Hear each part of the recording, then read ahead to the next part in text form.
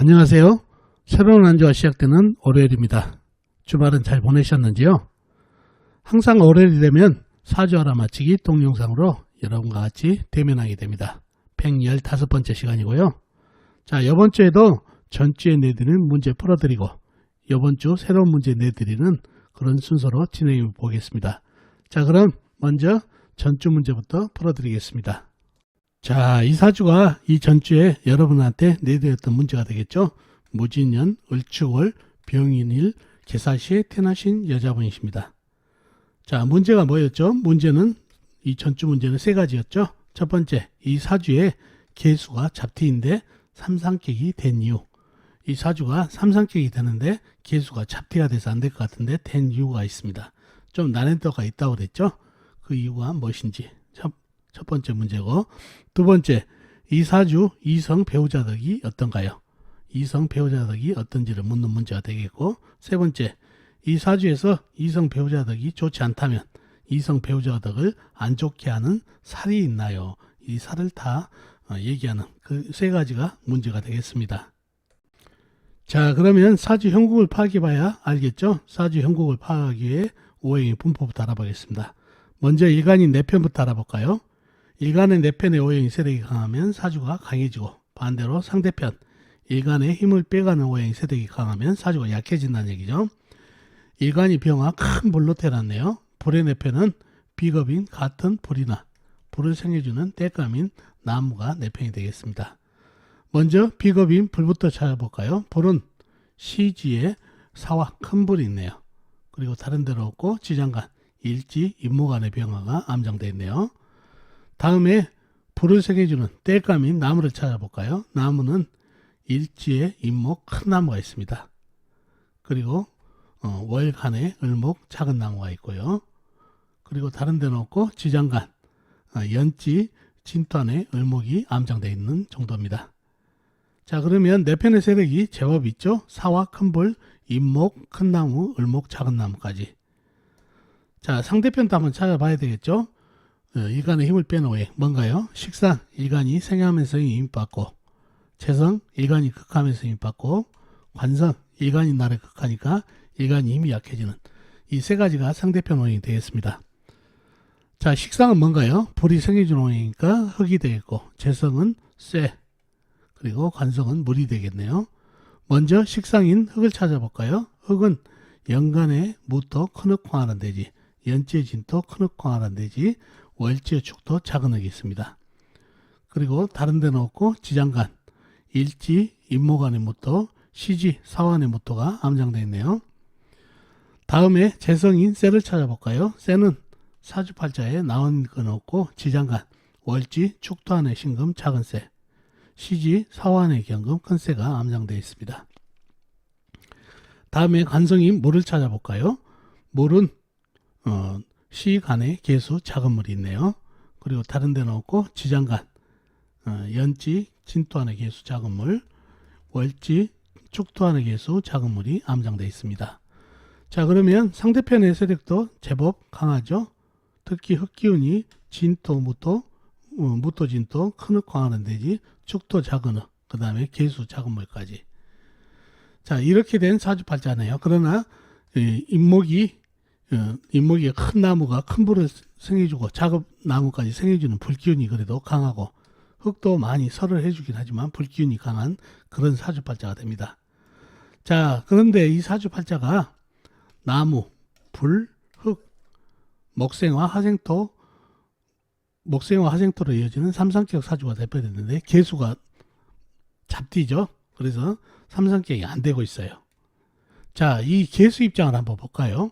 이 계수가 어떤 위치에 있나요? 계수는 작은 물이죠.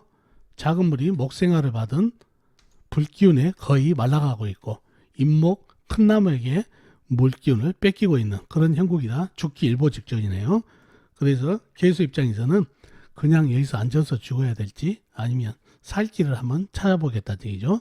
앉아서 죽기보다는 살 길이 있으면 살아봐야 되겠다는 얘기죠. 키포인트는 오늘 암합입니다. 암합이란 것은 지장간에 있는 오행과 나와 있는 오행이 합을 하는 게 암합이죠. 자, 계수는 합이라도 있으면은 간절히 원해서 다른 오행이 변해서 살 길을 찾겠다는 얘기죠. 근데 합을 할 오행이 나와 있는 것은 보이지 않는다는 얘기죠. 무토는 너무 멀리 떨어져 있고, 무게합이라도 하면 좋을 텐데 멀리 떨어져 있고. 자, 그런데 시지 사환에 지장간에 무토가 있죠. 병화도 있고 경금도 있고 무토도 있다는 얘기죠. 자, 무토한테 암합을 청해 봅니다. 무게합을 하자. 그랬을 때 이 무토, 지장간에 있는 무토는 어떤가요? 지금 현재 목생활을 받은 불균이 워낙 강하기 때문에 이 흙도 돌덩이가 돼가지고 불과 한 통속이 돼버렸다는 얘기죠. 그러니 무게합을 받아줘서 불로 변해도 전혀 이상할 게 없죠. 그래서 이 사화 안에 있는 무토가 계수를 받아주네요. 무게합으로. 그래서 암합으로 합이 성립이 됩니다. 또 사주에 불기운이 강하기 때문에 불기운이 강하지 않았다면 합이 성립이 안 됐을 텐데, 그래서 계수는 암합, 무게암합으로 불로 변하면서 살 길을 찾았네요. 그래서 이 사주에서는 이 계수가 잡되었는데 사환에 있는 무토와 암합하면서 불로 변하면서 불기운으로 변했다는 얘기죠. 그래서 목생화, 화생토로 변한 삼상격 사주가 되겠습니다. 목, 화, 토. 물이 잡되었지만은 여기 암합으로 인해서 살 길을 찾았다는 얘기죠. 그래서 삼상격이 됐다는 얘기죠. 상당히 난이도가 있던 그런 문제가 되겠습니다. 그래서 삼상격이 된 이유를 말씀드렸습니다. 자, 두 번째는 이 사주 이성 배우자덕이 어떤가요? 라고 물었죠. 이성 배우자덕을 묻습니다. 자, 여자분이시죠? 불로 태어나신 분한테 이성 배우자는 뭔가요? 관을 쳐다봐야 되죠. 관은 물이 되겠습니다. 그죠? 수국화, 물이 불을 극하니까 나를 극하는 관이니까요. 자, 물이 어떤가요? 이 계수가 있고 진토안의 계수, 축토안의 계수가 있네요. 이 계수는 암합으로 사라져 버렸죠. 그리고 축토, 진토가 그 안에 있는 계수만이 남아 있는데 이 불기운이 강하기 때문에 물이 거의 말라가고 있죠. 겨울이지만. 그러니 물기운이 말라버리다 보니까 이성 배우자분이 너무 약해졌죠. 지장간에만 있던 게 불기운 때문에 말라버리고 이 계수는 암합으로 사라지고, 그래서 이성 배우자덕이 매우 떨어지는 사주팔자가 됐네요. 물기운이 말라버리니까 그런 사주팔자가 됐네요. 또 세 번째 뭔가요? 이 사주에서 이성 배우자덕이 좋지 않다면 이성 배우자덕을 안 좋게 하는 살이 있는지요?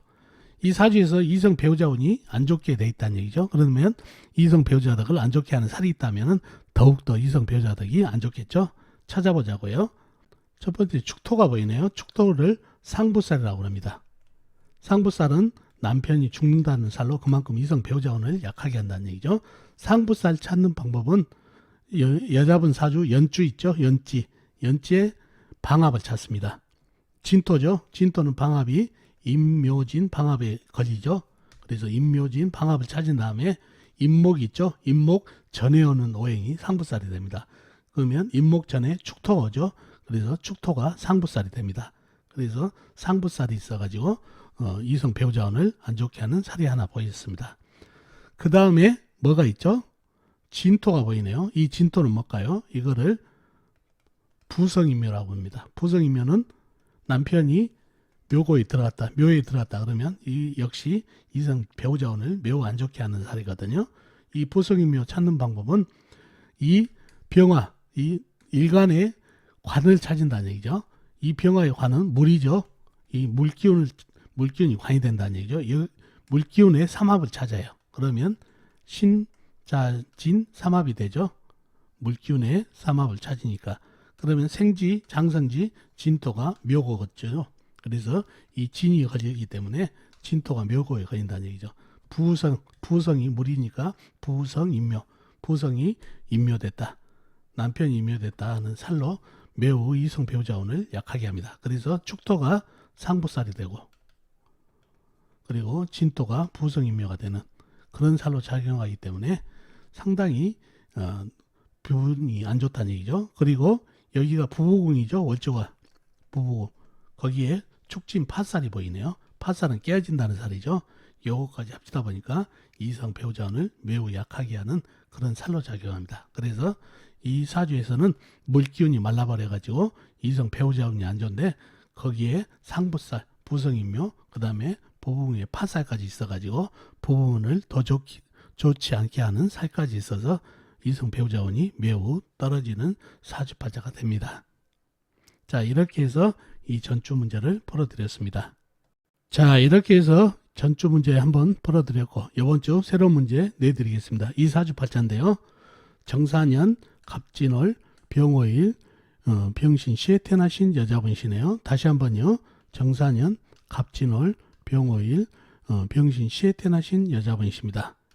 자, 이번 주 문제는요. 총 4가지입니다. 첫 번째, 이 사주 가장 강한 호행과 약한 호행을 찾아주세요. 이 사주에서 가장 강한 호행과 약한 호행이요. 다음에 두 번째는 여자분이신데 이 사주 남편덕은 어떤가요? 남편덕이 어떤지. 그리고 이 사주로 봐서 세 번째가 남편 수명은 어떨까요? 추론을 해보는 게 세 번째 문제가 되겠습니다. 남편 수명을 묻는 문제가 되겠고, 마지막 네 번째, 이 사주 남편의 수명과 덕을 약하게 하는 흉한 작용력이 있는 살은 무엇일까요? 바로 남편 덕을 약하게 하는 살이 있는지, 살이 있으면 모두 찾는 게 문제가 되겠습니다. 자, 이렇게 4가지가 이번 주 문제가 되겠습니다. 자, 이렇게 전주에 내드린 문제 풀어드렸고, 이번 주 새로운 문제 내드렸습니다. 이 전주 문제는 좀 약간 암압이란 난이도가 좀 있었죠. 자, 이번 주 문제도 여러분의 힘으로 아는 만큼 풀다 보면 사주 공부에 도움이 많이 되실 겁니다. 문제 답을 댓글에도 많이 남겨놓으시면 좋겠습니다. 자, 그럼 다음 시간에 뵙도록 하겠습니다. 안녕히 계세요.